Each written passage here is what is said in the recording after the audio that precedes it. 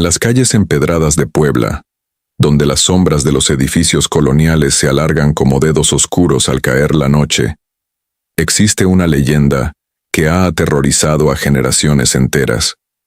No es solo un cuento para asustar a los niños, sino un terror que vive y respira en cada callejón, en cada río que atraviesa la ciudad, en cada susurro del viento nocturno. Esta es la historia de Marcela Santos, una joven periodista que llegó a Puebla en el otoño de 2023, decidida a desenmascarar lo que ella consideraba supersticiones de provincia. Marcela había crecido en la capital, rodeada de cemento y escéptica ante cualquier cosa que no pudiera explicarse con lógica. Cuando su editor le asignó escribir un artículo sobre las leyendas urbanas de Puebla, ella vio la oportunidad perfecta para demostrar que todo era fabricación popular, mitos sin fundamento. La Llorona de Puebla es diferente, le advirtió don Esteban, el anciano que administraba la pequeña pensión donde Marcela se hospedó.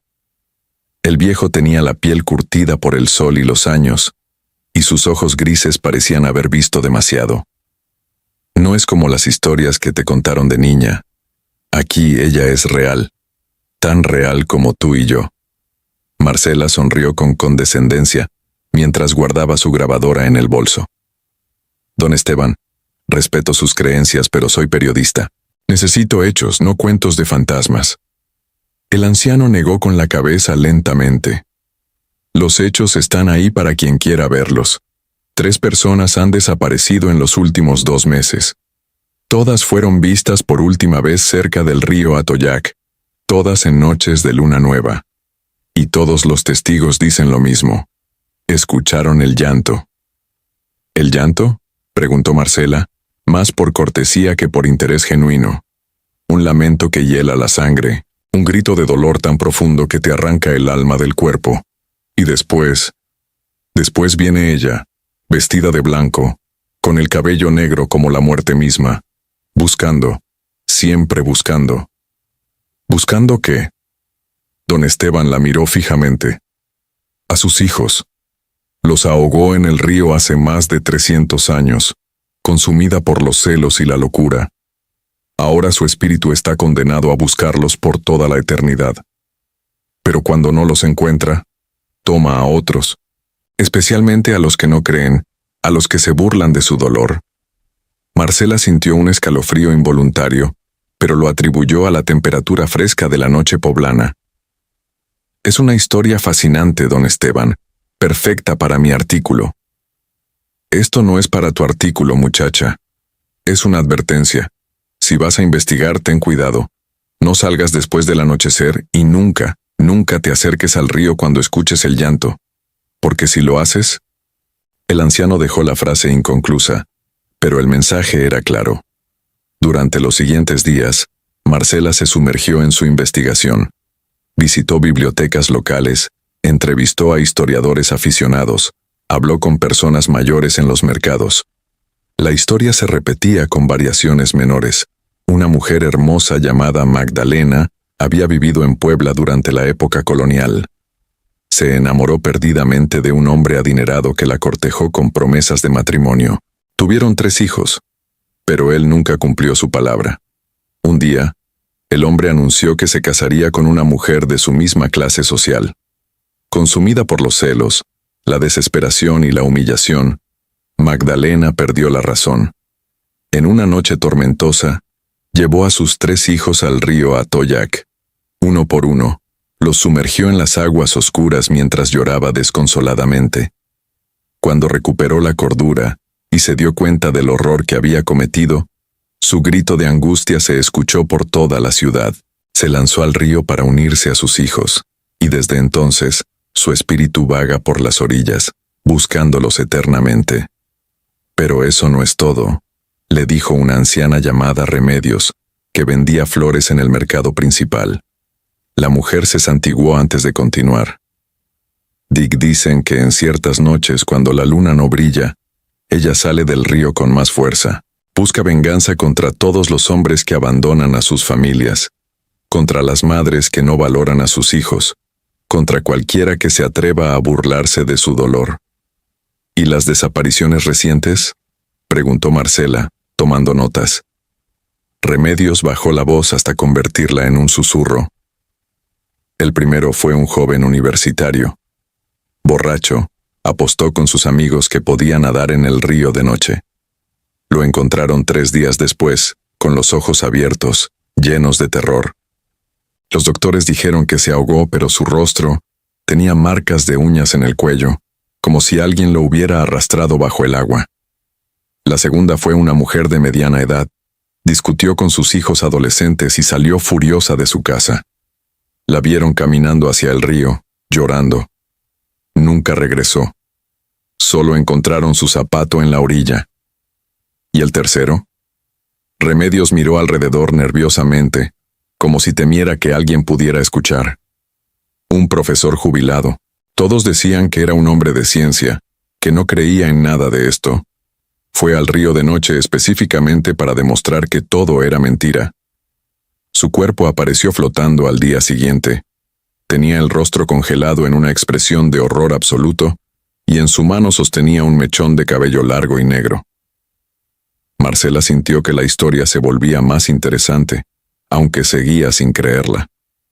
Decidió que necesitaba ver el lugar por sí misma. Esa noche, contra el consejo de don Esteban y armada solo con su linterna, grabadora y cámara, se dirigió hacia el río Atoyac. La noche era extrañamente silenciosa.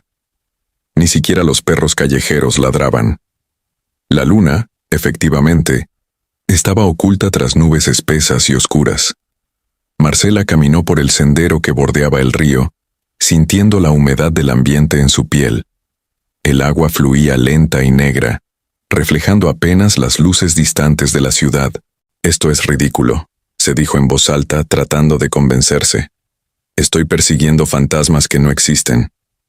Pero entonces lo escuchó. Al principio creyó que era el viento entre los árboles, pero después el sonido se hizo más claro. Era un llanto, un lamento tan profundo, tan cargado de angustia, que Marcela sintió cómo se le erizaba cada vello del cuerpo. No era un sonido humano, o al menos no completamente. Había algo antinatural en él, algo que resonaba no en los oídos sino directamente en el alma. ¿Dónde están mis hijos? La voz atravesó la noche como un cuchillo helado. Marcela retrocedió instintivamente, su corazón latiendo con violencia contra sus costillas. Con manos temblorosas, encendió su cámara y comenzó a grabar.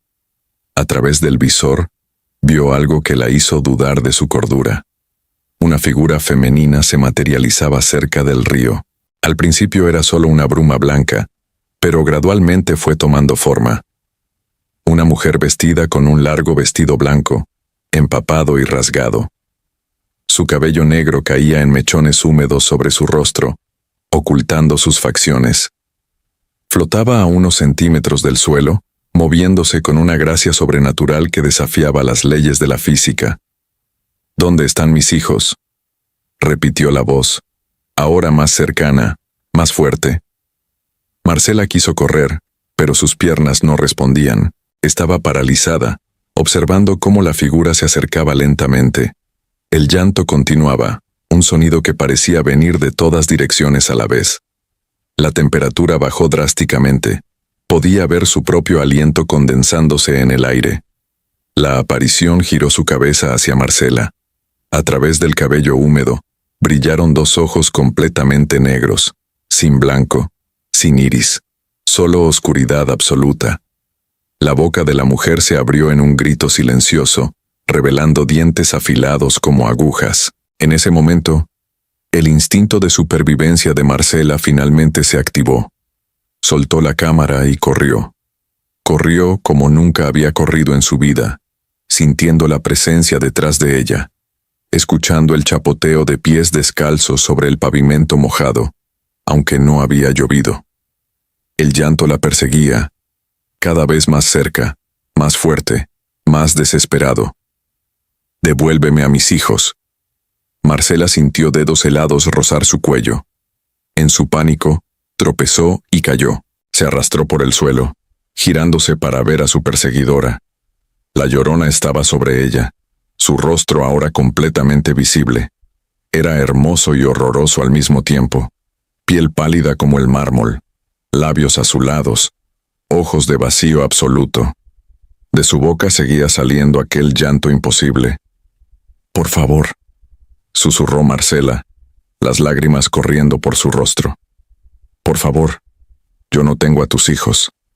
La aparición se detuvo. Inclinó la cabeza con un movimiento inquietantemente similar al de un pájaro estudiando a su presa. Cuando habló, su voz era como vidrio rompiéndose. «Todos mienten. Todos me quitaron a mis hijos. Tú también mientes». Una mano cadavérica se extendió hacia el rostro de Marcela. Los dedos estaban hinchados por el agua, las uñas largas y quebradas. Marcela cerró los ojos, esperando el final. Pero entonces, una luz brillante cortó la oscuridad.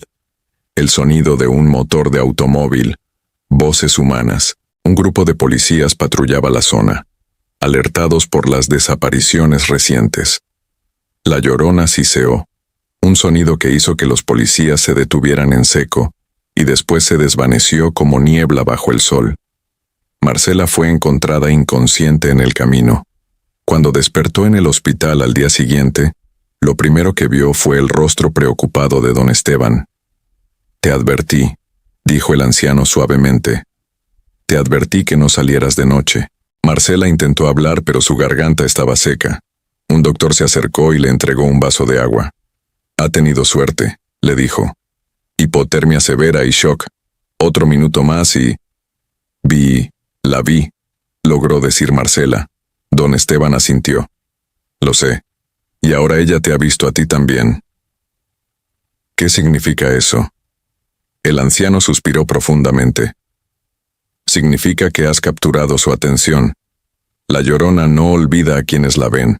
Regresarás a tu casa, a tu vida normal, y pensarás que fue solo una alucinación, un momento de locura. Pero ella te recordará, y en las noches sin luna, cuando estés sola, la escucharás. Su llanto te perseguirá donde quiera que vayas». Marcela negó con la cabeza violentamente. No, eso no puede ser. Tiene que haber una forma de detenerla». «Solo hay una forma», intervino una voz desde la puerta. Era el padre Sebastián, un sacerdote que trabajaba en una de las iglesias más antiguas de Puebla. Era un hombre de unos 60 años, con profundas ojeras y una expresión que hablaba de muchas noches sin dormir. «Debes ayudarla a encontrar la paz». «¿Cómo?», preguntó Marcela desesperadamente. El padre Sebastián entró en la habitación y cerró la puerta tras él. «La leyenda que todos conocen es solo parte de la historia. Hay detalles que se han perdido con el tiempo, detalles que pocos conocen. Después de que Magdalena se ahogó, su cuerpo fue encontrado y enterrado en tierra no consagrada, como correspondía a los suicidas en aquella época. Pero sus 3 hijos nunca fueron encontrados.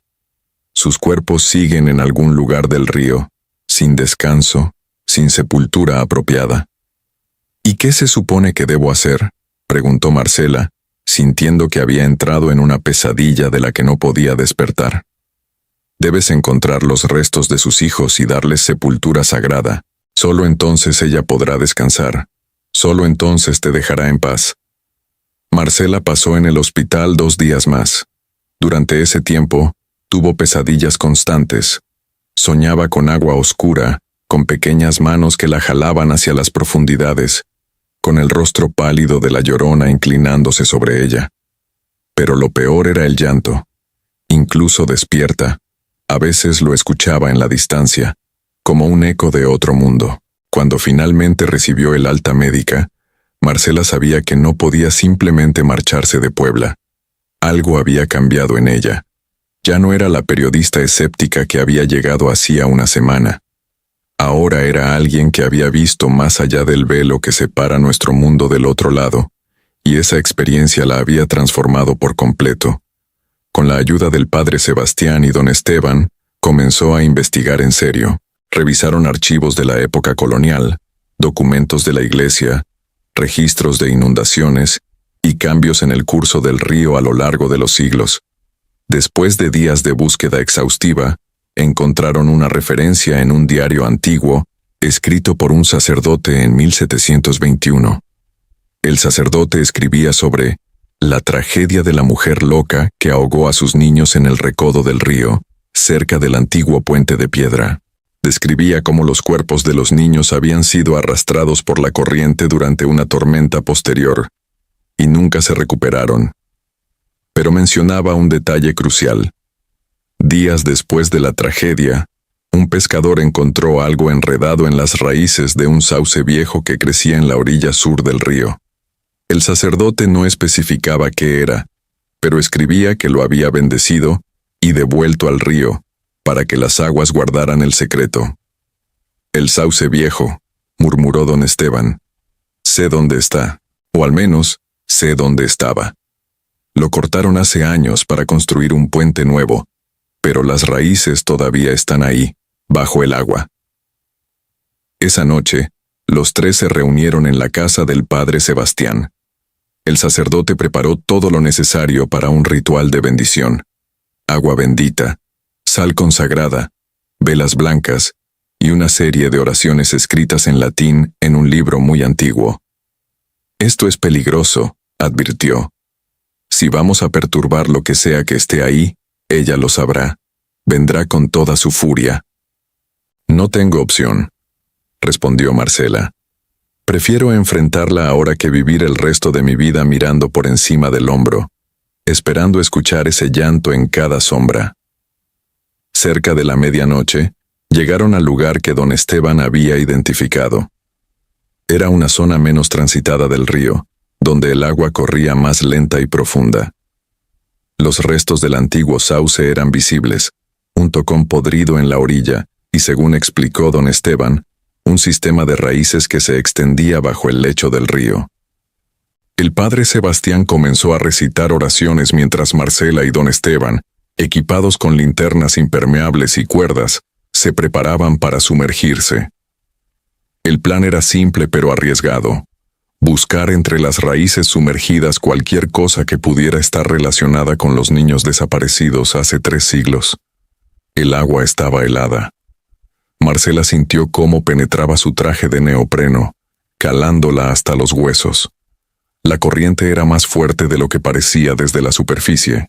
Con la linterna en una mano, comenzó a explorar las raíces retorcidas que se extendían como dedos oscuros bajo el agua. Y entonces, mientras buscaba entre los sedimentos y las raíces, lo escuchó de nuevo. El llanto. Pero esta vez venía de abajo, desde las profundidades del río. Miró hacia abajo y su sangre se heló. Una figura blanca ascendía hacia ella, moviéndose con una velocidad antinatural. Era la Llorona, y sus ojos negros brillaban con una furia indescriptible. Marcela trató de nadar hacia la superficie, pero algo la agarró del tobillo. Miró hacia abajo y vio a la aparición, su cabello negro flotando alrededor de su cabeza como serpientes.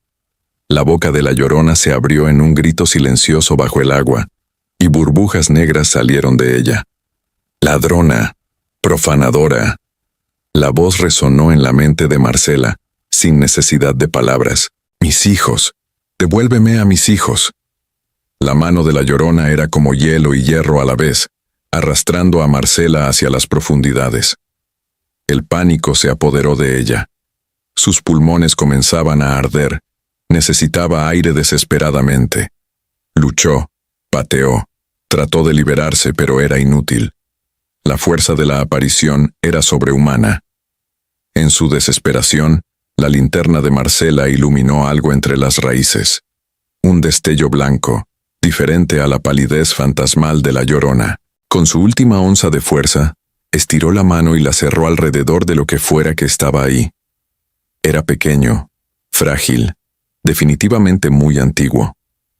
En el momento en que sus dedos se cerraron alrededor del objeto, la Llorona soltó un chillido que hizo vibrar el agua misma.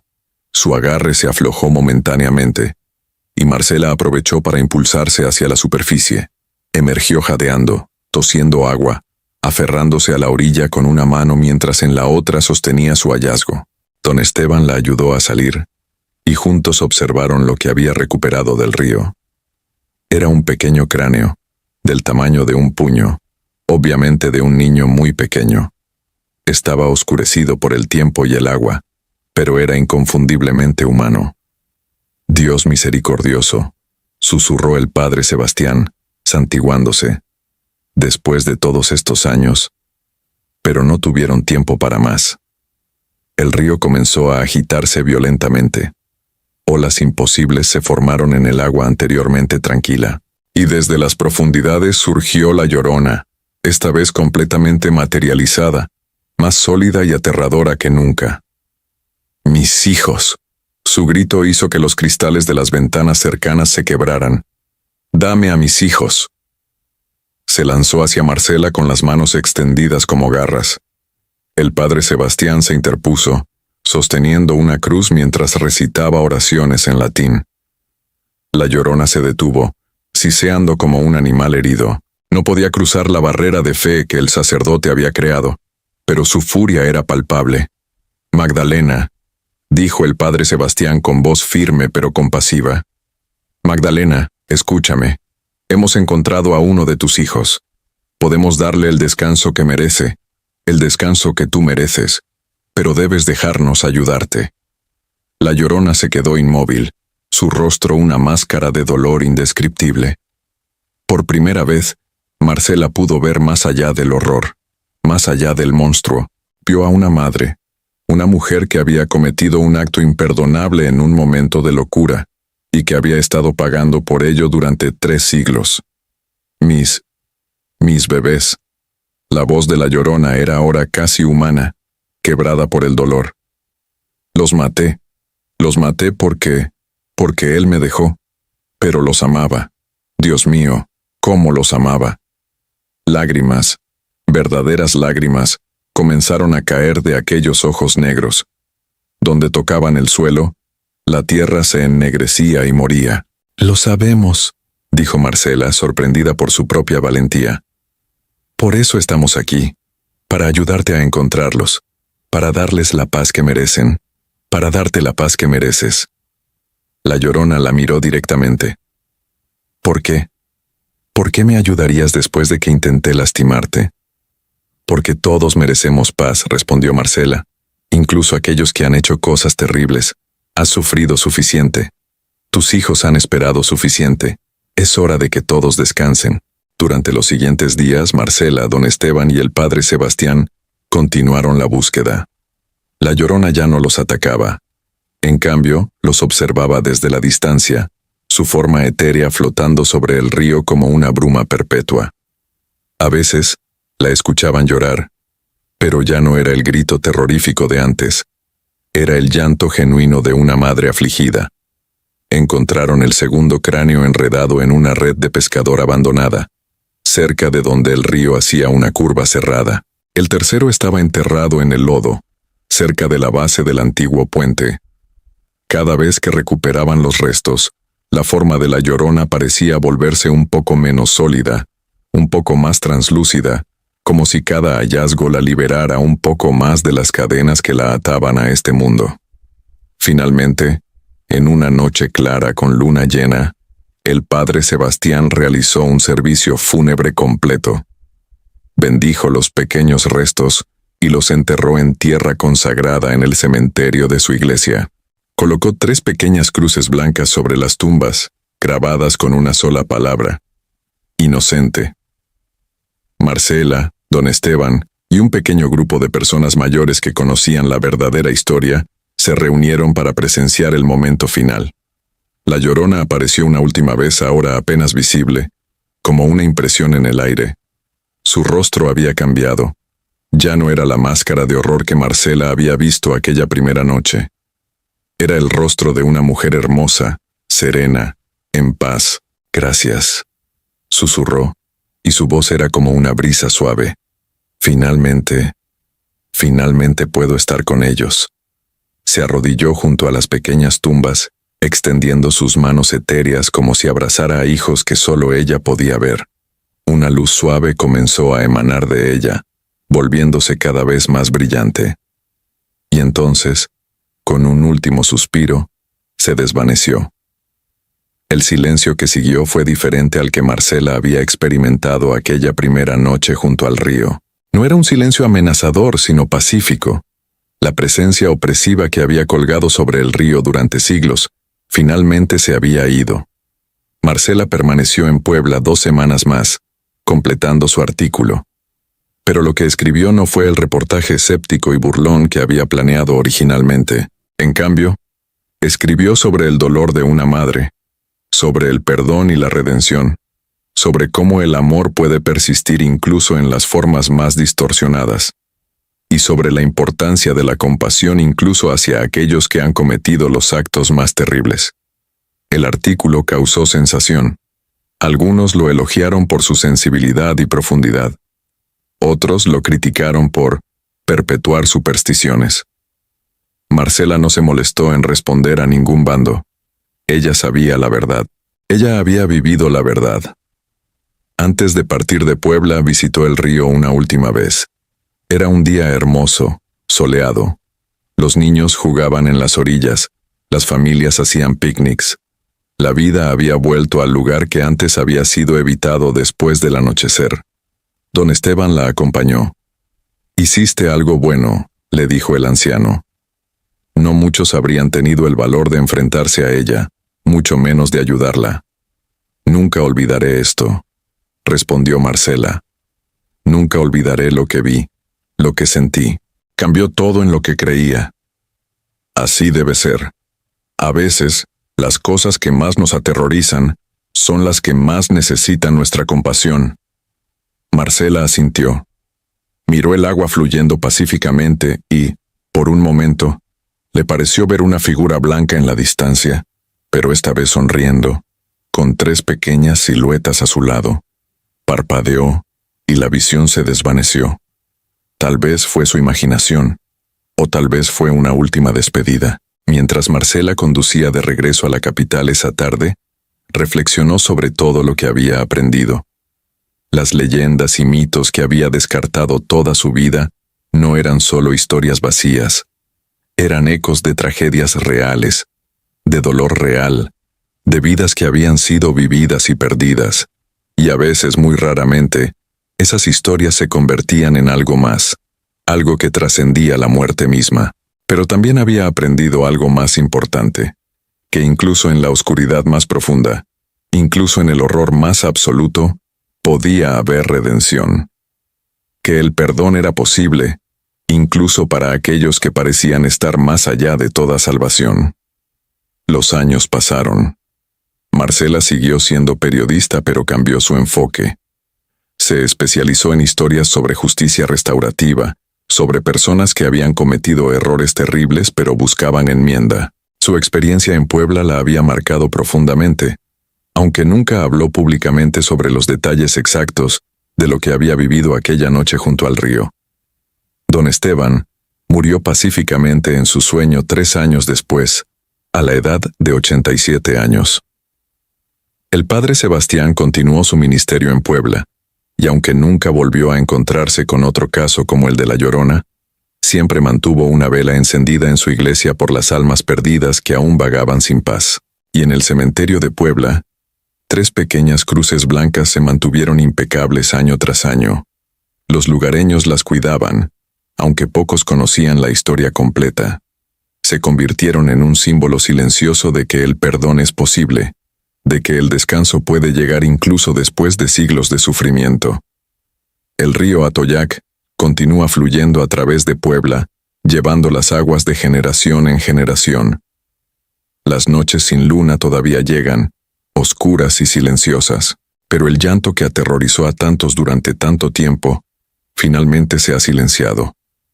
Sin embargo, hay quienes juran que en ciertas noches muy especiales, cuando la brisa sopla suavemente desde el río, se puede escuchar algo diferente al antiguo lamento de dolor. Es el sonido de una canción de cuna, suave y dulce, como si una madre finalmente meciera a sus hijos para dormir. Y en esas noches, 3 pequeñas luces parecen danzar sobre las aguas, brillantes y alegres, como niños jugando bajo la atenta y amorosa mirada de su madre. La Llorona de Puebla finalmente había encontrado lo que buscaba durante 3 siglos: sus hijos y la paz. Fin. Esta es una historia ficticia para entretenimiento público únicamente.